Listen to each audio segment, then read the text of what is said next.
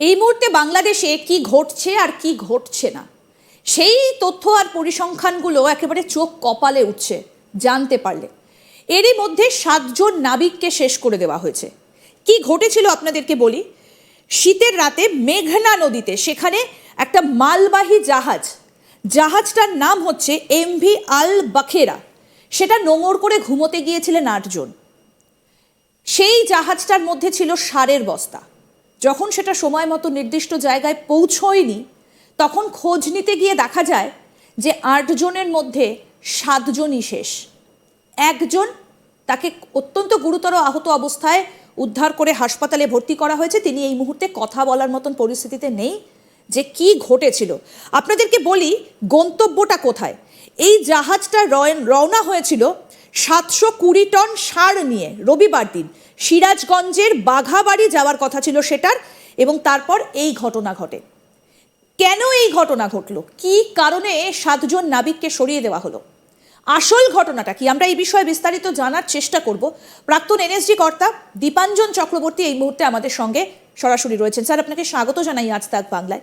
এই যে 7 জন নাবিককে সরিয়ে দেওয়া হলো, সারের বস্তা ভর্তি এই যে জাহাজটা সেটা যাচ্ছিল, এর পেছনে কি কারণ রয়েছে বলে আপনার মনে হয়?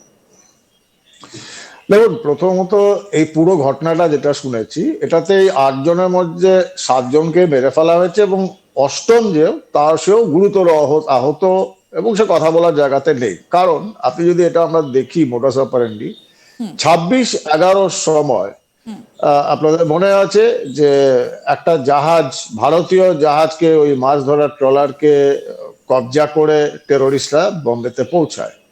সেখানে ওই কুবের নামে যে জাহাজটি ছিল তার যে 3-4 জন নাবিক ছিল, সারেং ছিল, তাদের যেরকম ভাবে হত্যা করা হয় এখানে যেরকম ভাবে হত্যা করা হয়েছে একদম সেম টু সেম মিলে যাচ্ছে। এটাকে জিহাদের ভাষায় যেটা আমরা পপুলার বলি নর্মাল মাংস খাওয়ার সময় যে হালাল করে কাটা, গলাটা কেটে দেওয়া, সেম জিনিস কিন্তু কুবেরে হয়েছে, সেম জিনিস এখানেও হয়েছে।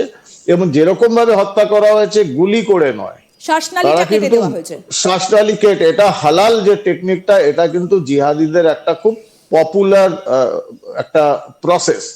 তাতে কি হয়, লোকের মধ্যে আতঙ্কটা আর একটু বেশি হয় যে হালাল করা হয়েছে।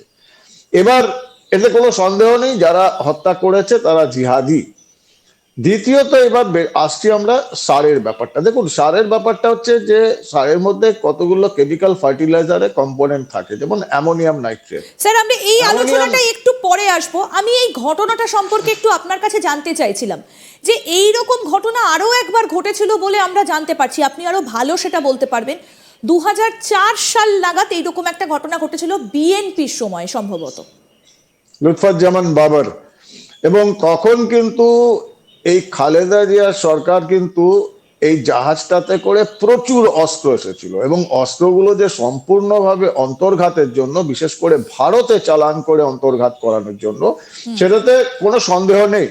এবং এই ব্যাপারটাতে পরে তদন্তে ধরা পড়ে তৎকালীন বিএনপি খালেদা জিয়া সরকারের যে স্বরাষ্ট্রমন্ত্রী, সে লুৎফুজ্জামান বাবর, সে দোষী পায় এবং তার যাবজ্জীবন হয় কারাদণ্ড। এটা বারবার করে এই যে জাহাজগুলো আসছে, এর আগেও 2টো জাহাজ এসেছে, এই 3 নম্বর জাহাজ, বোঝা যাচ্ছে বিপুল পরিমাণে অস্ত্র এবং বিস্ফোরক এগুলো বাংলাদেশে আসছে। এবং এটার একটাই উদ্দেশ্য, যেহেতু বাংলাদেশ এখন ইসলামিক সন্ত্রাসবাদীরা কন্ট্রোল করছে, তো সেখানে তারা অন্তর্ঘাত কেন করবে?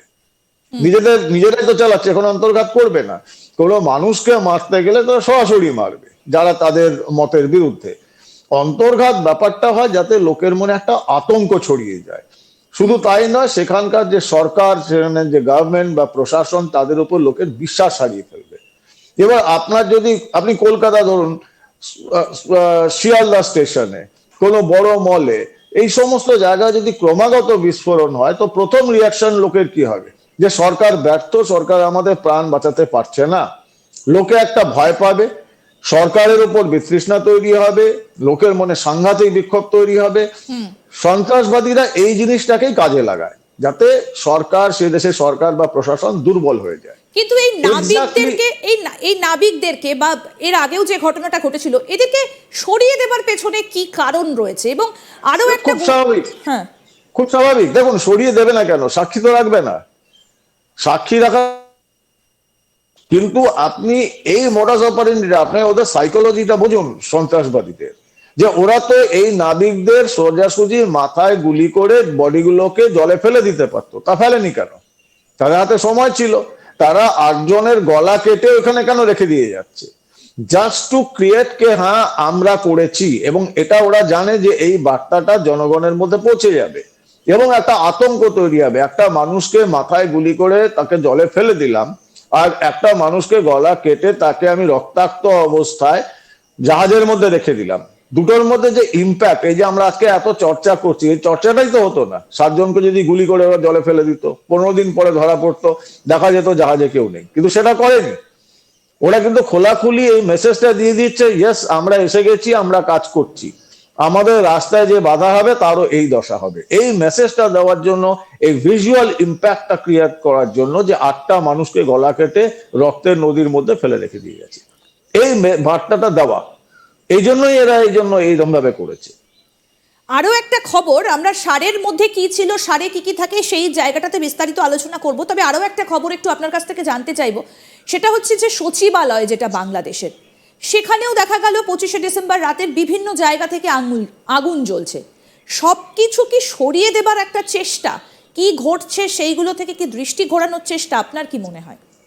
না, এটা দেখুন, যখন এরা একটা বড় ধরনের কিছু করতে যাচ্ছে, যেটা আমি বারবার বলেছি যে একটা বড় ধরনের কিছু একটা হামলা কিন্তু হবে ভারতবর্ষের মাটিতে, এবং সেটা করার আগে এরা যাবতীয় প্রমাণ নষ্ট করে দিতে চাইছে। কারণ আপনি দেখছেন যে এই ইউনূসের যে অসাংবিধানিক অবৈধ সরকার, এরা পুরনো কোনো জিনিসের দায় নিচ্ছে না।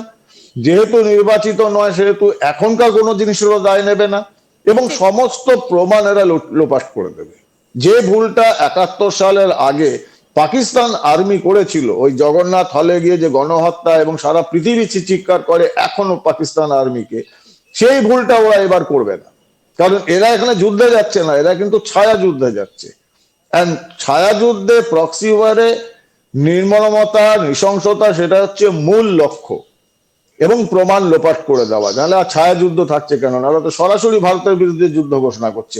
ভারতের বিরুদ্ধে যুদ্ধ ঘোষণা করলে ওই একটা সমস্যা হবে, 2 মিনিটে ঘুরিয়ে যাবে বাংলাদেশ। সেটা করবে না, ছায়া যুদ্ধ করবে, করে প্রভোগ করবে ভারতকে যে তোমরা প্রথমে আক্রমণ করো। এটা খুব স্বাভাবিক, এই জিনিসগুলো ওরা করছে। বেশ, এবার আমরা আসব সেই পয়েন্টে যে কি কারণে এই সারের বস্তাগুলোকে মনে করা হলো যে এই সারের বস্তাগুলোর মধ্যে এমন কিছু থাকতে পারে যার জেরে 7 জন নাবিককে সরিয়ে দেওয়া হলো।